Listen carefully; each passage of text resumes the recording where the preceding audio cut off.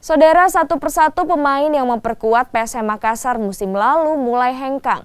Tak hanya pemain, pelatih Yup Hall pun dipastikan tak akan melanjutkan tugasnya di tim Juku Eja.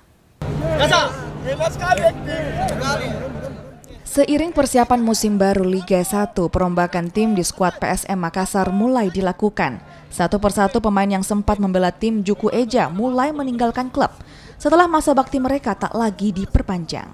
Setidaknya ada belasan pemain PSM yang meninggalkan tim Juku Eja, termasuk Serif Hasik, Zulkifli Syukur, Ilham Udin, hingga kiper utama Hilman Syah. Tak hanya pemain, pelatih PSM musim lalu Yup Hall juga dipastikan tak lagi bersama Laska Pinisi. Kontrak sang juru taktik yang habis membuatnya bersiap kembali ke negaranya, Belanda. PSM kini mencoba membangun tim baru untuk musim depan. Namun, hingga kini belum ada satupun pemain yang resmi bergabung dengan tim Juku Eja. Tim Liputan.